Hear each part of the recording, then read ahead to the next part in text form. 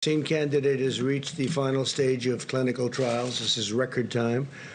This is the fourth vaccine candidate in the United States to reach the final stage of trials. So we have four candidates already at a very late date, late being a very positive word in this case.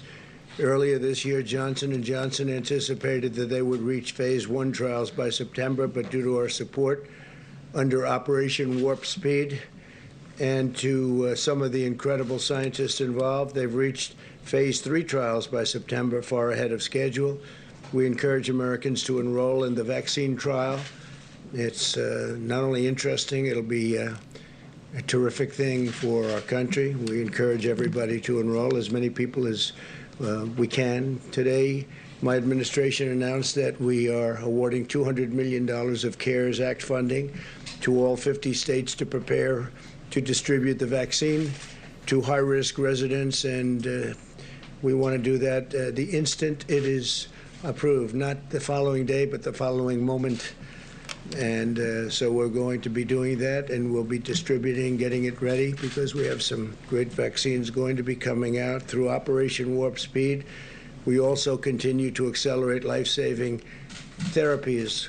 We're seeing promising results that are monoclonal antibody treatments, which help the immune system fight the virus and help very significantly, we're finding, can reduce hospitalizations now by more than 70%. By cutting red tape and unleashing America's medical genius, we've reduced the fatality rate 85% since April. For individuals under 50, they have a 99.98% rate of survival from the China virus. That's a number that's been really increasing substantially with time. As children go back to school, we're encouraged that early research shows only a small degree of spread. Brown University conducted a study of more than 550 schools across 46 states and found that only 0.076% of students had confirmed cases of the virus. That's a tiny percentage. And only 0.15% of teachers had confirmed cases. Patients coming to the emergency room due to the virus is down to only 1.6% of all emergency room visits, the lowest since the pandemic began. 1.6% emergency room visits. As far as protecting the vulnerable is concerned, we provided over $21 billion to our nursing homes, and we are really focused on the nursing homes, everybody, including our governors. We have governors are working very closely with the task force and with the vice president and everybody involved. We've sent rapid testing devices to nearly 14,000 certified nursing homes in the country. This week, we're sending hundreds of thousands of additional rapid tests to nursing homes to ensure they can test staff regularly. And the staff now is being tested on a very, very powerful and on a regular basis, but very strongly at the finest level, the highest level, on the best tests. We're encouraged that the number of Americans getting the flu vaccine is increasing by roughly 50% compared to last year. It's substantially up. The flu, when it's mixed with COVID or China virus, is going to be very interesting to see what happens, but that can drive numbers, and we just don't know what that will be yet, but you'll have flu numbers and you'll have some COVID numbers. I think we're rounding the turn very much. You see what's happening in Europe, however. They have a very big spike. Countries that we thought were doing well aren't doing well. They had some very big spikes, very big surge. Months ago, we increased our nation's procurement of the flu vaccine by 66%. And we ask Americans to go get their annual flu shot as early as possible. It's possible, I would imagine, Scott, that the flu can get mixed up with the virus, and people can think it's the virus when actually it's another flu season coming on. And I don't know. It's. I hope they can keep them separate. Can they keep them separate? Well, yeah, they'll do a test, moron. We hope so. I doubt they will. Is he talking to Scott Atlas? Yeah, we have tests. The flu test is almost immediate. It's going to be a very He's talking to Scott Atlas. I hope so, says the X-ray guy. Interesting time, but we have a flu season coming up. We've had some flu seasons which are really massive over the years, over many years, and we have some that are much less so, but it's still significant, so I hope they can separate them because it's pretty close. They can separate them. They're very, very, very good at separating them. In the past 4 months, we've created 10.6 million jobs. We cut unemployment rate. Lost 22.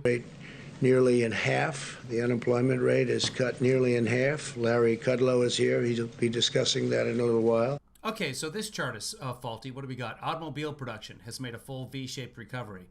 Okay. That is likely an accurate graph. This is from Wards. Per millions of units. Yes. But we had the giant V there, the giant V, because you didn't test in February. Retail sales are up 121%. That's far above what we thought. Manufacturing is up 61%. That's also above our schedule, and our schedule is a heavy schedule. Automobile production is up sixfold. Home builders' sentiment is at the highest level in history. That's an amazing statement. Let's take a look. All-time record high in home builder sentiment points to a construct. Yes, because they stopped building for 3 months. Duh. Larry, the highest level in history. That means people are thinking good thoughts. Home sales are at the highest level in nearly 15 years. Small business optimism is higher than any time under the last administration, substantially higher. Small business, which means down substantially under his administration. Optimism higher than at any time over more than the last administration. Today, so yeah, there he almost screwed it up because he said any time over the last administration. I was proud to award 9 companies and organizations with the first ever Pledge to America's Workers Presidential Award. This award recognizes outstanding training programs that are giving Americans the skills to hone a trade and earn a great living. The great people. Over 400 companies have competed and committed to 16 million training opportunities for the American worker. And it's really been amazing. We've created the fastest economic recovery in American history. You are witnessing it. You're part of it. Our approach is pro-science. Biden's approach is anti-science. If you look, it's I don't think they know what their approach is, although a lot of it's copied from what we've done. Biden opposed the China. It's science-based. It's really simple. The travel ban and the Europe travel ban, and the strategy that they have is just. He didn't oppose any of those. Never-ending lockdowns. We're not locking down. We're actually. Nobody is proposing never-ending lockdowns. Nobody. Growing at a rate that we've never experienced before. But they're talking about if you have a question, just lock it down. We're not doing that. No. He's saying that if scientists specifically tell him they need to lock down, certain areas of the country will lock down. He said that and he clarified it. And you can't do that. Our plan will crush the virus. And actually, Biden's plan will crush America if you think about it. You can't lock down. Again, we're growing at levels that nobody's ever seen before. Our plan is unleashing a rapid recovery. Our opponent's plan would hurt America very badly, send us into a depression. And with all of that being said, we are going to be having a very exciting Saturday at 5 o'clock in the Rose Garden, where I'll be putting forth my nominee for Supreme Court Justice. And I think it will be a great nominee, a brilliant nominee. As you know, it's a woman. We brought it down to 5 women. It's time for a woman to be chosen with everything that's happened and with Justice Ginsburg's passing. Women have been chosen before, several times. We are going to go sometime tomorrow morning, as I understand it, to pay our... By a Republican? Except, of course, for the last Republican president who also chose... Is that where we're going here? It's time for a woman to be chosen. Come here, kitty. Respects, and we'll be over there, and I guess they probably put that announcement out, but that'll be done tomorrow morning. The vice president was there today, And so if you have any questions, we'll take a few questions. Yeah. Right here? Mr. President, real quickly, win, lose, or draw in this election, will you commit here today for a peaceful transferal of power after the election? And there has been rioting in Louisville. There's been rioting in many cities across this country, red and your so-called red and blue states. Will you commit to making sure that there is a peaceful transferal of power after the election? Is that Brian? I think that's Brian Karem with a mask on. Sure looks like him with the mask on. So Brian asks pointed questions, and he's asking for a commitment to peaceful transition of power. Trump will not understand what he's saying. We have to see what happens. You know that I've... Oh, we have to see what happens. Can't commit to it, which is what he always says when will you accept this, the results of the election. Except the one time that he said he would accept the results of the 2016 election if I win. been complaining very strongly about the ballots, and the ballots are a disaster. I understand that, but people are rioting. Do you commit to making sure that there's a peaceful transferal of power? We want to get rid of the ballots, and we'll have a very peaceful. There won't be a transfer, frankly. There'll be a continuation. Get rid of the ballots. Get rid of the ballots. That damn democracy. And we would have gotten away with it too if it wasn't for those meddling voters. The ballots are out of control. You know it. And you know who knows it better than anybody else? The Democrats know it better than anybody else. Go ahead. Mr. President, the second question is, will you... Please, go ahead. Why won't you asked the question. Why won't you go after the Russians? Say it. Mr. President, do you plan to meet with Barbara Lagoa at the White House? I cannot hear you through your mask. I'm sorry. Do you plan to meet with Barbara Lagoa in Washington? And is she still on your short list? She is on my list. I don't have a... Doesn't take his mask off, and yet still the president is able to hear him. meeting planned, but she is on my list. Do you have But I don't really talk about the meetings planned. I speak to people, I talk to people, but I don't have a meeting planned, no. Do you have a response to the governor of Missouri testing positive for coronavirus? I didn't know that, no. Yeah. Mr. President, Well, now you know. Do you have a response? Moving on. we asked you earlier today about the Breonna Taylor case. Yes. Could you comment now? I assume you've been briefed on the charges in the Breonna Well, I thought Taylor it was case. really brilliant. Kentucky Attorney General Daniel Cameron is doing a fantastic job. I think he's a star. And he made a statement that... Like, cities will burn tonight if he says the wrong thing here. And he will. I'll just read. Justice is not often easy. It does not fit the mold of public opinion, and it does not conform to shifting standards. It answers only to the facts and to the law. If we simply act on emotion or outrage, there's no justice. Mob justice is not justice. Justice sought by violence is not justice. It just becomes revenge. I mean, I heard that. I said, write that down for me, please, because I think it was a terrific statement. He's handling it very well. You know who he is, right? I think you know. I think everyone now knows who he is. I will be speaking to the governor, and we have a call scheduled to make very shortly with the governor. I understand he's called up the National Guard, which is a good thing. I think it's a very positive thing. And it'll all work out. Can I just follow on your Supreme Court nominee? It's highly unlikely that any Democrats will vote for your nominee if and when it comes to a vote in the Senate. We don't know. Given the posture, a good candidate. I think that's a pretty safe assumption.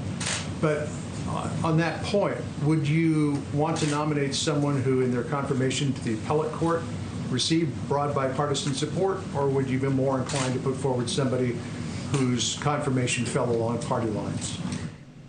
I can't tell you what's going to happen with the Democrats. I can say this, the person that I will be putting up, and I won't say that I've even chosen that person yet. I could say any one of the five. They're outstanding women. But the person... The Attorney General in Kentucky. I'll be putting up is highly qualified, totally brilliant, top of the line academic student, the highest credentials. All of them have that, but the highest credentials. And you'll see on Saturday who that is. I can't imagine why a Democrat wouldn't vote for this person. But you may be right. Mr. President. I'd bet on you. Mr. President. Probably bet on you. Yeah, please, go ahead. Thank you very much. No, If he can't see, if he's the only American in the country who can't see why a Democrat wouldn't want to vote for a person during the last few days before an election, the only one in America who doesn't know why a Democrat would have a problem with that. not you. Right here. Thank you, Mr. President. Prince Harry and Meghan Markle chimed in on the U.S. election and essentially encouraged people to vote for Joe Biden. I want to get your reaction to that. Oh, who the fuck cares? I'm not a fan of hers. And I would say this, and she probably has heard that, but People Magazine have I a wish reporter in the White House press a corps. lot of luck to Harry, because he's going to need it. Yeah, please. Mr. President, Nothing but the class. FDA is Nothing but reportedly class. considering stricter guidelines for the emergency authorization of a COVID vaccine. Are you okay with that? Well, I tell you what, we're looking at that. That has to be approved by the White House. We may or may not approve it. That sounds like a political move, because when you have Pfizer, Johnson & Johnson, Moderna, these great companies coming up with the vaccines, and they've done testing and everything else, I'm saying, why would they have to be, adding great length to the process? We want to have people not get sick. The vaccine is very important. It's the final step. I believe it's going to be the final step. And no, we're looking at that, but I think I think that was a political move more than anything else. Follow up on that, sir. It's designed to improve trust in the vaccine. Do you think that's not needed? Well, I have tremendous trust in these massive companies that are so brilliantly organized in terms of what they've been doing with the tests. I mean, I don't know that a government as big as we are could do tests like this. We've made it possible for them to do the tests in rapid fashion. But when they come back and they say that we have something that works and absolutely works, and they're coming back with great numbers and statistics and tests and everything else that they have to come back with, I don't see. Well, if they were just coming back with numbers, I'd be like, how can I believe? Oh, statistics as well. Numbers and statistics. Now you're talking. Any reason why it should be delayed further, because if they delay it a week or 2 weeks or 3 weeks, that's a lot of lives you're talking about. Scott, would you agree with? Because Scott's going to agree. Yeah, it's hard to say. That's fine, because you don't want to delay the vaccine. Delay the use of masks, yeah, absolutely. Go ahead and delay that. But the social distance, delay it all you want. Let's open this puppy up by Easter. But delaying the vaccines, that's a lot of lives. Or how do you feel about that? Please, go ahead. Oh, good. Here's the Yeah, X-ray thanks. guy. Yeah, I mean, there is no. I think that people don't understand what's going on with Operation Warp Speed. It's unprecedented what's happened here. A typical vaccine takes roughly 4 years or so. And now we're going to have a It's the fastest vaccine, not the typical one. vaccine highly likely in far less than 1 year, but without cutting any safety corners, because the president has done things concomitant to the development of the vaccine. That is, the manufacturing, the logistics, everything is being done at the same time, and that's never been done before. But there is zero cutting of safety concerns. There should be no hesitation about the safety. You shouldn't be punished by doing something faster than other people could have done or thought. It's the opposite. We have a pandemic. The urgency is the pandemic, not politics. Are you It amending? sounded to me, it sounded extremely political. Why would they do this when we come back with these great? Well, so that the public trusts the vaccine and enough of the public takes it so that it has the effect that we're looking for from the vaccine. It's pretty simple. It's not a political thing. You're the one who's making it political. But Discount Judge Hirsch is right. You got to make sure it's safe, because X-rays. Results, and I think you will have those Well, great when do you results. expect this Why vaccine? would we? At random, I beat you to it by a second. Speaking of beating it to it, hold on, because I've got the windows open and the AC just kicked on, and I got to turn it off, or I'm going to get kicked out of the house, and I won't be allowed to come back in the main house again, because I burned garlic in the microwave. So, Don't tell the proprietors. Hold on, guys. Stay right there.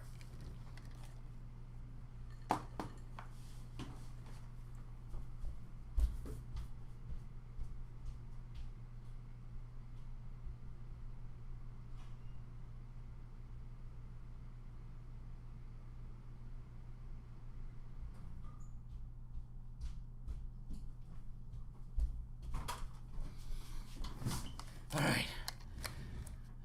They're going to make me live in the outhouse. Here we go. Be delaying it, but we're going to look at it. We're going to take a look at it, and ultimately the White House has to approve it. And maybe we will, and maybe we won't, but we'll be taking a look. I have to leave for an emergency phone call. I'm going to let Scott and Larry finish that. Larry's going to talk. Did anybody interrupt and say you've got an emergency phone call, Mr. President? I didn't see that.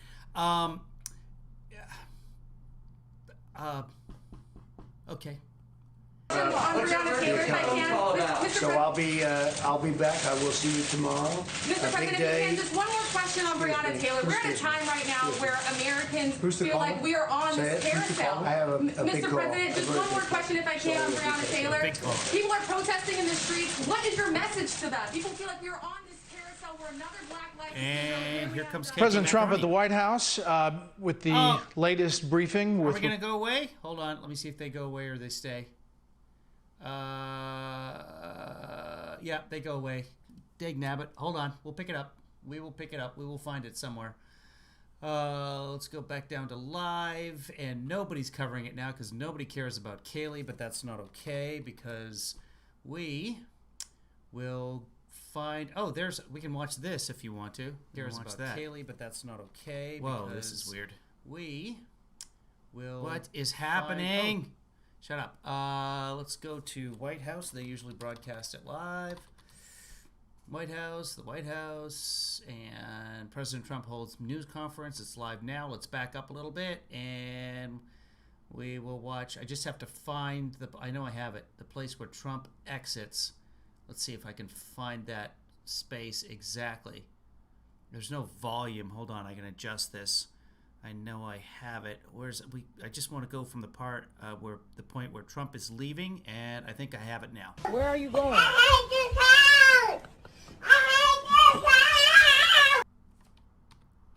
So Trump is gone, and here comes macaroni.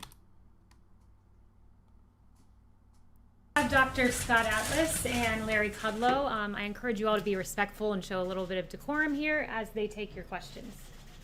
Dr. Atlas? Yes, please go ahead. Can you clarify for us your views on the impact of the virus spreading in the community? There's been reporting that maybe you favor or have talked about or looked at some sort of herd immunity strategy. You said to Fox in July that when younger, healthier people get the disease, they don't have a problem with the disease. Low-risk groups getting the infection is not a problem. In fact, it's a positive.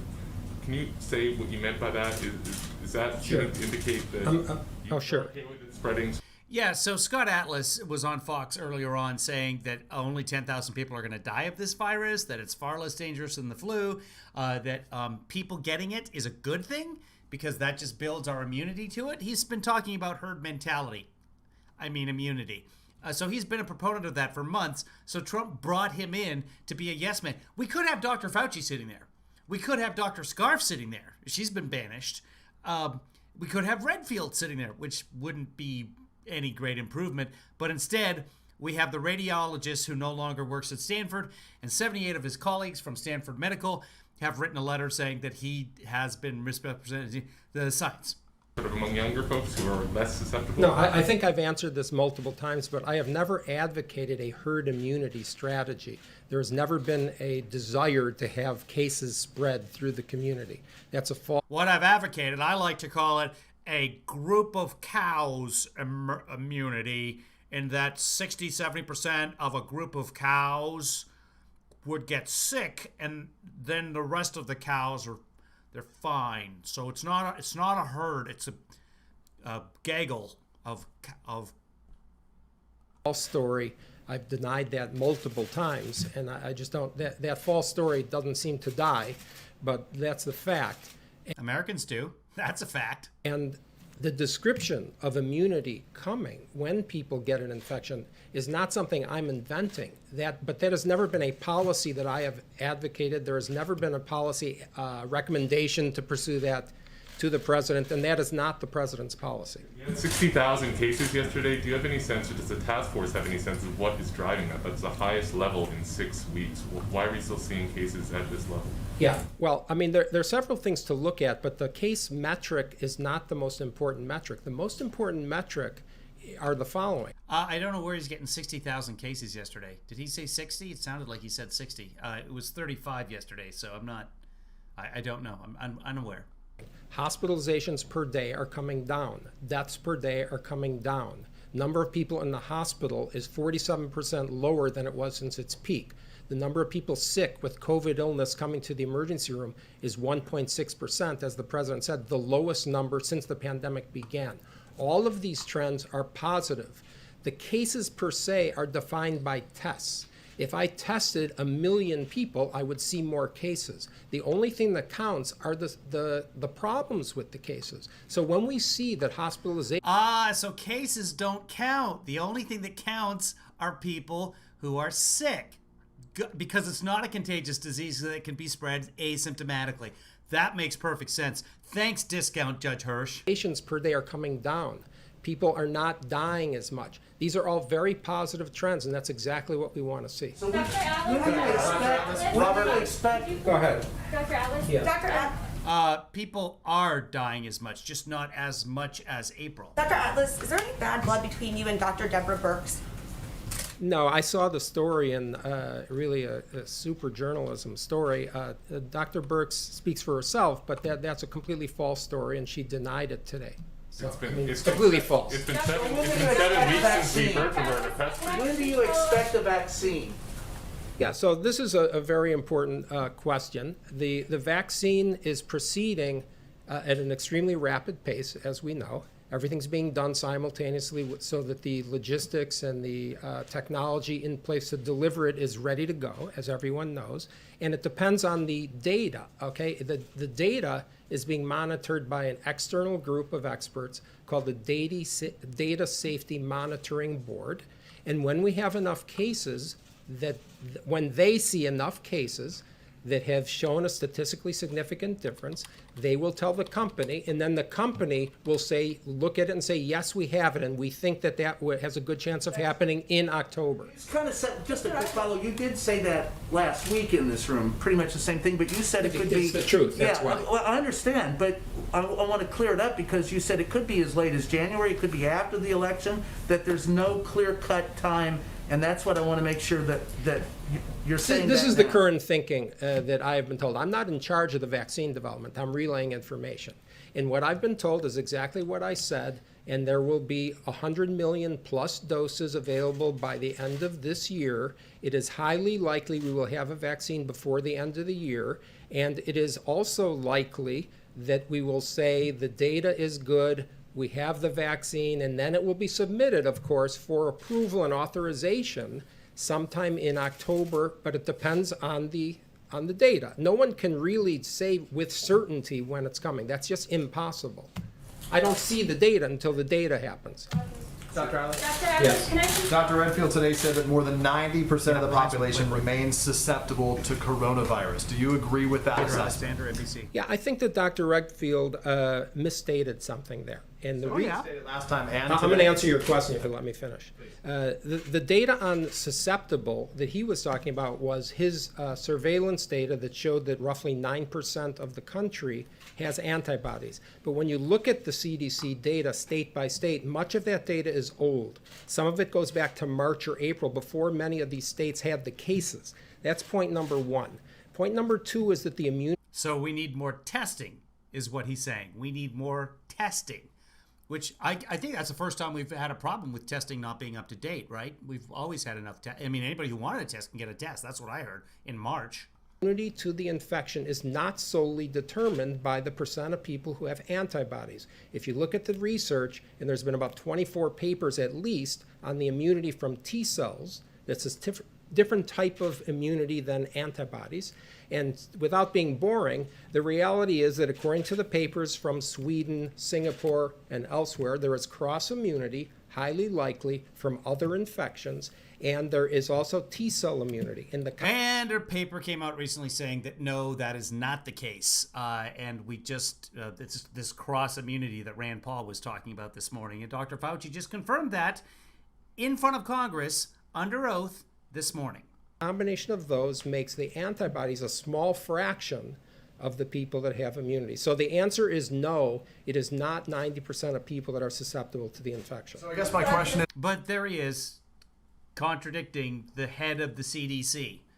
Radiology guy, the guy who takes x-rays of heads, used to take x-rays of heads at Stanford, he's contradicting the head of the CDC. This is all working out great. I mean, I'm glad that Trump is running it like a business. Can you imagine if the head of marketing was in front of a conference and he's he's contradicting the CFO? If this was a business, somebody's getting fired like tonight. Wow. You'd watch our stock prices dive faster than, pick a bad stat about the coronavirus and throw the end of the joke together yourself. I'm not a doctor, I defer to your expertise on this and to his, but so Americans hear one... Occupation at nursing home. Don't, because it's just...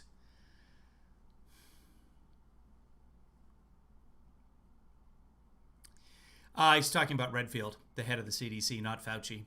One thing from the But excellent. I mean, your point is completely valid. He is contradicting Fauci as well. Fauci would agree on that 90%. CDC director, and another thing from you. Let's go back here. Who are we to believe? You're supposed to believe the science of the people that have immunity. So the answer is no, it is not 90% of people that are susceptible to the infection. So I guess my question is, I'm not a doctor, I defer to your expertise on this and to his, but so Americans hear one thing from the CDC director and another thing from you. Who are we to believe? You're supposed to believe the science, and I'm telling you the science. So he's not telling us science. I'm telling you the science, and that's the answer. And if you want to look up all the data, you're free to. You can also talk to the following epidemiologists. I guess why is he still going out before Congress? So wait, you're not an epidemiologist? That's crazy.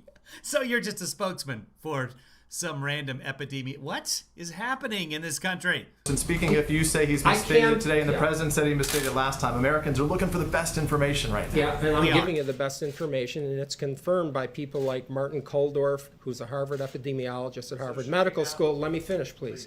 Okay, well then maybe let us know how many people are susceptible to the virus? Like what percentage? 90 is bad with a bad figure? 70?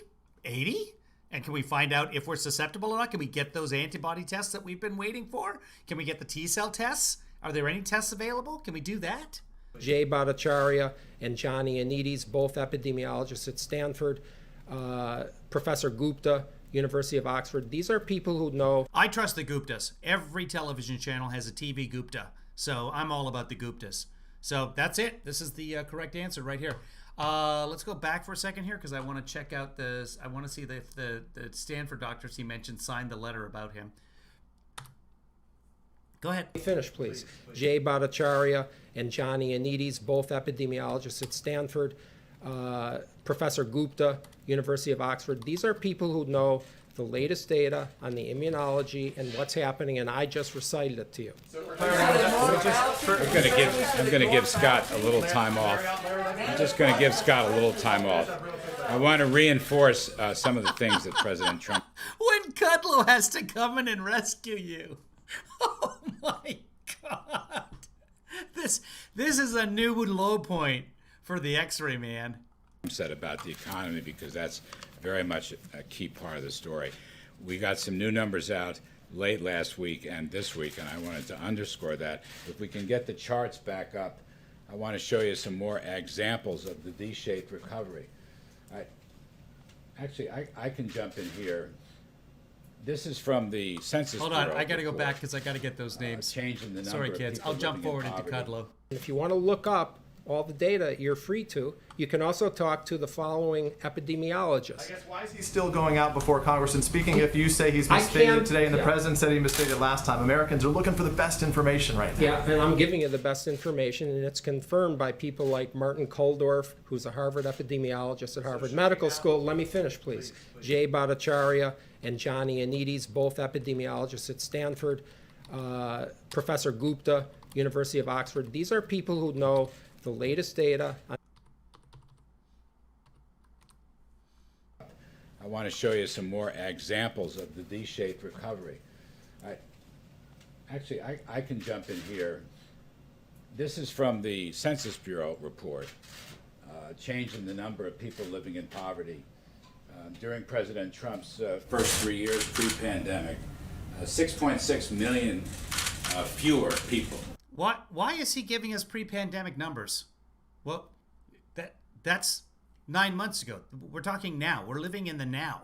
6.6 million fewer people are living in poverty. What's the number post-pandemic? And the what's the number post-pandemic? well, weul have to wait and see on that. We're just More beginning. accurate. Would that be more And accurate? let me go to the under the Obama years. 787,000 people moved into poverty. So that's a problem. And we have the second chart. Isn't that an If old we can chart, get though? up. No, this is a brand new. This stuff just came out late last But what do week. you want to add what's happening right now? If I may, okay. I just like accurate information. This is the accurate information. Doesn't it say It's not 2019, Larry? This is from the not Census 2020, Bureau, it's like and right it just now. came back. Well, Wow, they are getting merciless with Kudlow. I am really enjoying this. Keep going, guys. let me just go back into this. 3 years into President Trump's presidency, under his policies, real family income, this is probably the best measure of living standards there is, real median household income grew by over $6,000. That is 5 times the rate of the 8 years of the Obama administration. Keep in mind that the first 3 years of the Obama administration were digging out of recession. I hear people But again, why is he showing us these charts? What for? ask me legitimate questions, I respect that, but this is some kind of, has been a K-shaped recovery, where only the wealthy did well and the bottom did not do well. In fact, this is the middle, real family income. And I will add to that, not only was this 5 times higher, but the biggest gains came in the lower income levels, significantly higher than the top 1% or the top 10%. Now, let me hit another chart. Put this up. Let me show you another chart. Doing this by right there. field. See the Go maroon? ahead, That's more charts. uncontrollable spread. The red? There we go. That's really, Back really to the bad. V-shaped recovery. You've heard me speak about this. I just want to underscore. We got new production numbers this week. This is a V-shaped recovery in automobiles, a key sector of the economy. And we had additional numbers on housing that I'd like. Keep in mind, this is manufacturing. This is not actual sales of automobiles. This is manufacturing of automobiles. The dominoes have not fallen yet. To show, confirming the businesses that are having everybody work at home, if you're one of the many that are working at home, they haven't ended their leases yet. They're still paying their landlords. Commercial real estate is going to be a very different landscape a year from now. V-shaped recovery. Housing. There we go. We're at an all-time high in home builders sentiment. All right, it's a very important leading indicator. Yeah, sentiment. That's not the home builders. It's not the number of homes being built. That's the sentiment. That's how I feel about it. You know what? As the Trump supporters would say, fuck your feelings, Larry. A clear V-shaped recovery, and if anything, it's strengthening. And finally, I think the last chart. Okay, you know how the Russians do a backwards R? Well, this is like it's not a V, it's a T, it's a Russian, we've checked with Mr. Putin on this and he's 100% on board. Is on existing home sales. Here it is, their highest reading in 14 years. So I just want to say. Yeah, but look at what happened here, kids. Look at this dip right here. This is 4 months before it starts to recover. This much does not make up for your summer peak. Look at this. That's all. That's all there is to make up for all of this. It doesn't work that way. We have more work to do with respect to the recovery and return to economic health. We have more work to do. There is still hardship and there is still heartbreak. So, Marcy, aloha also means sports? It's just a versatile word. Numbers Do coming you know in. how many Americans are living in poverty right now, The numbers, today? actually, that won't be, Do you know that the answer to that? that won't be reported. Do you know the answer to I that can question? only wait until the Census Bureau. I don't know if you cover this beat or not. A number of Americans living in poverty right now. Do you happen to know that answer? No. Because you don't know. I that. will wait. You're an economic advisor and you Yes, don't know that. right. If you'll just stop nitpicking and let me explain to you. nitpicking. I don't want a history lesson. numbers, Americans in poverty. well, you should have a history lesson. There are reports that are available. There are reports on a number of Americans with food stamps. The states have have that data. Those data. There could be a way, but Kudlow just doesn't have them. That's the bottom line. But no, the official census.gov report is usually 3 to 4 months delayed, as with all reports, almost all reports. And then after 3 months after, for example, the job report is you're going to find out a different number because adjustments are made. Even the GDP that I was talking about for 3 months at 2.2% was actually, sorry, I was talking about 2.1%, was actually, I was way off. The officials were way off. It was 2.3% GDP growth, which is just about as pathetic. But greatest economy the world's ever seen. Listen to it will help you understand. But I'm going to say to you, these are Census Bureau numbers, the most accurate, comprehensive. They are the most accurate, comprehensive, cherry-picked numbers we could find. So stop nitpicking. Not out yet. Start cherry-picking. It's very specific. We have to do the right kind of picking. So I'm giving you the ones that were released late last week. They're the most up-to-date numbers. And under the president's policies of lower taxes and regulations and energy independence and better trade deals. So I wanted to show you the numbers before everything went to shit. Those are the numbers we should be talking about. Questions? We've had a phenomenal... Scott Atlas comes up. Yeah, I just want to give Kudlow a break here. So we're going to let the Cud sit down for a second. I'm in. Phenomenal increase in living standards. 5 times what the prior administration had for 8 years, and we're proud of that. And this is a topic that will come up again and again. Second point I want to make is while living standards went up, poverty went down and inequality went down. So the notion that under President Trump only the top end benefited is simply not true. These are facts from the Census Bureau. Those are facts. The top end just benefited much, much, much, much more. That's all. Those are facts. And they are backed up by many other facts that we've talked about, as I've discussed with those of you. And then finally, the V-shaped recovery. We've got more work to do on unemployment and employment, no question about that. I think this is a... 3.4 million jobs are gone forever, permanent job losses. All the jobs created during Trump's economy, during his time in office, we like to call it a reign, have all evaporated. We are still in the hole, so we do have a lot of work to do, but we will continue. Without fail, make no mistake, without failure, we will continue to cherry pick numbers from 9 months ago. Self-sustaining recovery, as I've said. We would welcome some additional assistance in a self-sustaining recovery means that they're not doing anything. It's sustaining itself. So great job, Larry. Targeted areas, particularly getting back to school and working on COVID-related safety precautions and health precautions. We'd love to see an extension of the small business loans, the PPP program. But the recovery itself continues to move ahead nicely. We're in the right direction, and this is no time to change policies. Yes, ma'am. Go ahead, Could please. you comment on a pending stock deal that's going to be taking place in IPO in the Hong Kong Stock Exchange's Ant Technology Group? They could raise as much as $40 billion, potentially the largest IPO in history. There have been a lot of national security concerns, a lot of human rights concerns about the technology used potentially to suppress the Uyghur people. What is the administration's position on the Ant Technology Group IPO? I'm going to reserve comment on the deal itself, but I will add to your question. They've had the reports from the schools. There's been very little COVID at the schools, not more than 88,000 and 100 deaths. But those deaths are school employees, not students, for the most part. And again, we're cherry picking those numbers. Question. We are examining all these deals and publicly held companies, China-based companies, that may list on our exchanges.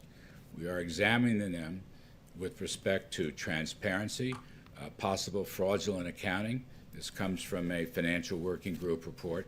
And we've given them 1 year to shape up and get their books in order, including their backdrop books, their supporting papers, to prove to the Public Accounting Board and the SEC that they are safe for American investors. I'll withhold comment on that particular deal. Yes, sir. Yes, sir.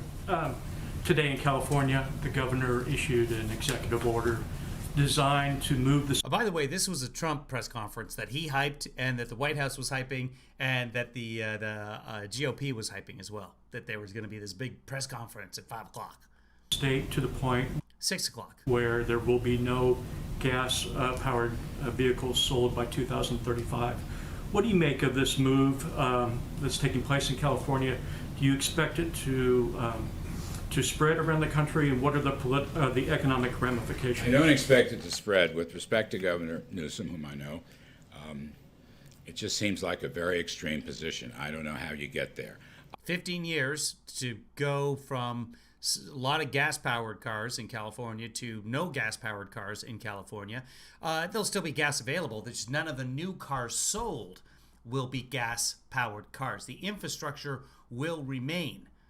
That is not really even optimistic. There's a ton. I happen to be in California, and there are a ton of hybrids, electric, and myself, I have a hydrogen vehicle. That infrastructure is being built out. And once people get a load of the hydrogen, which right now is free, I wish I had a place to go. It's not like... Before the pandemic, I was all over the place. You want to play hockey? Yeah, how far is it? An hour from here. Let's go. You want to go to San Diego today? Let's go. The hydrogen's free. Can't use it right now. But yeah, you can still buy gas cars. Just by 15 years from now, they don't want any gas cars for sale in California. You will be able to go to, for example, Arizona and get a gas car and drive it back here if you really want a gas car. But why would you? Why spend that kind of money? Gas just gets more expensive, except when there's a pandemic. So great job. Thanks, coronavirus. I'll have a look at the proposal if there's more detailed meat on the bones. I don't see this happening elsewhere. I don't. But already I've seen several posts in California on the Twitters of people like, I don't want to keep my car. I love my car. I love my truck. Okay, keep your truck. No one's going to come and take your truck away. Maybe Beto O'Rourke. He's known for knocking door to door, trick or treat, and then he takes your AK-47. That's how it works. I saw it on the NRA. I don't think we should be. My car is very fast, actually, if I press the accelerator. So my car is basically a battery. It's like a Tesla. It's not as fancy, but it's basically a Tesla. It's a $60,000 car, but you don't pay that because you lease it at a very reduced rate. And my car actually ends up being free because the money that I usually spend on gas, I'm not spending that money. I get my hydrogen for free. The output from the car is water, but it's a battery car like a Tesla, and you fill it with hydrogen instead of plugging it in overnight. So when I'm low, it's a Toyota Mirai, that's correct, Rich. When I'm low, I drive by a station, they're all over the place, that has hydrogen, and I fill up with hydrogen, takes 5-10 minutes, just like filling up with gas, and then I've got another 230, 250 miles again. Then I drive that off, and instead of plugging in and charging the battery, there's a fuel cell in there that uses the hydrogen, combines it with oxygen as you drive. The oxygen comes in through the front, the vents, just like your car it receives air through the front grille. So the venting system combines it in the fuel cell with the hydrogen. Hydrogen plus oxygen becomes water, and that chemical reaction gives enough power to the battery to recharge the battery. So it's like a Tesla you don't have to plug in. That's the easiest way I can describe it. And again, it's free practically. That being said, during the pandemic, I don't know how much money I'd be spending on my gas car, but before the pandemic, I was spending as much on gas as I'm paying for this car. And it's a brand new car with all the safety whistles and bells. taking any steps to get rid of fossil fuels, for example. And by the way, there should be consumer choice for all automobiles, and that includes electric automobiles. But I'd have to look at the governor's proposal. It just sounds very extreme to me. I don't know how you do it. Yes. Larry, do you think that the fight now over the Supreme Court nominee is going That's true. It's my car is also a nature habitat. to have a major impact on the possibility to get PPP extended? And what impact will that have on the economy if, for example, aid for airlines does not get extended in October? You know, yes, I have a question. How would Meghan Markle feel about electric cars? Do you? It doesn't have to interfere.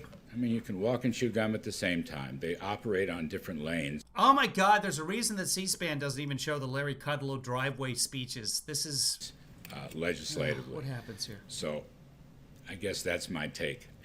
We would like very much to help the airlines. We've told them that. You can't run a healthy economy without the airline channel.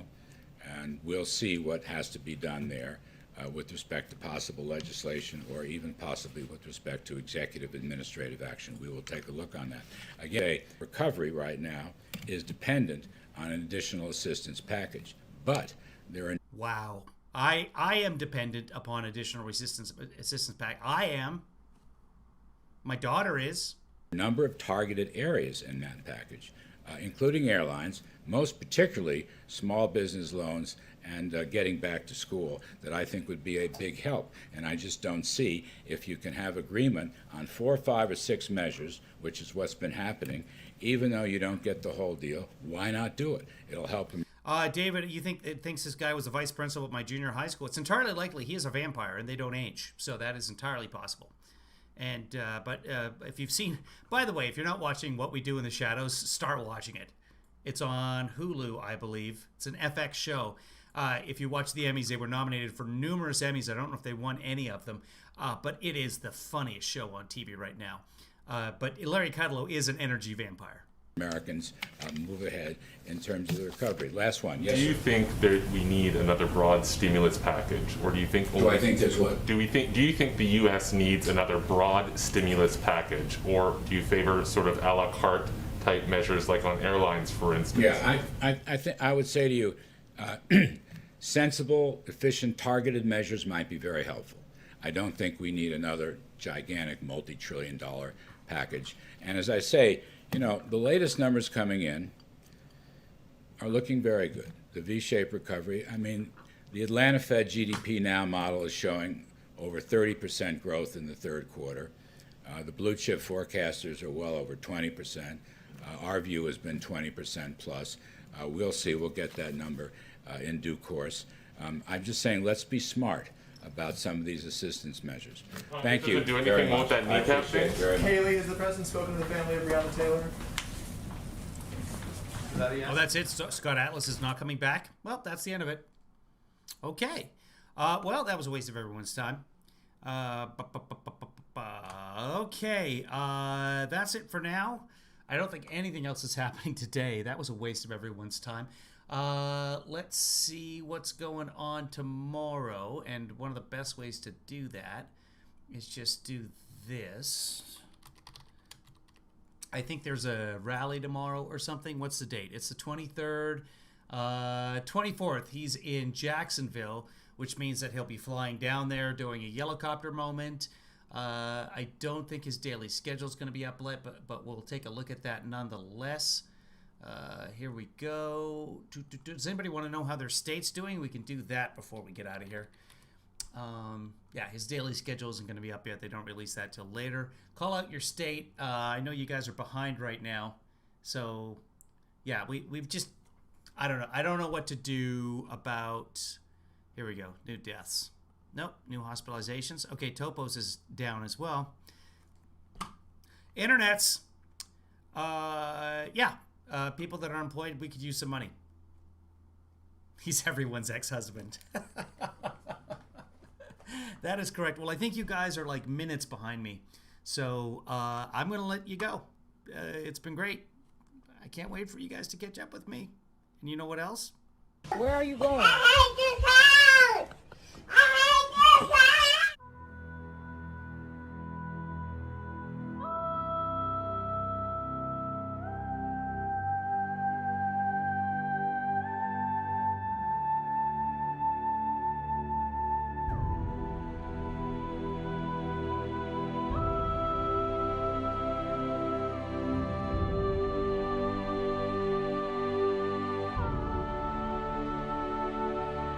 He's everyone's ex-husband. That is correct. Well, I think you guys are like minutes behind me, so I'm going to let you go. It's been great. I can't wait for you guys to catch up with me. And you know what else? Where are you going? Kevin, thanks for that.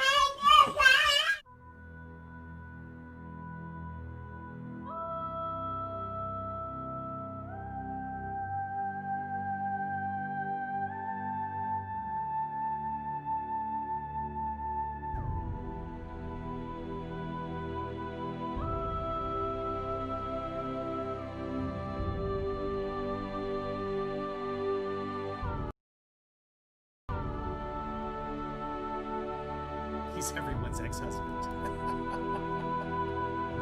That is correct. Well, I think you guys are like minutes behind me, so I'm going to let you go. It's been great. I can't wait for you guys to catch up with me. And you know what else? Where are you going? Kevin, thanks for that.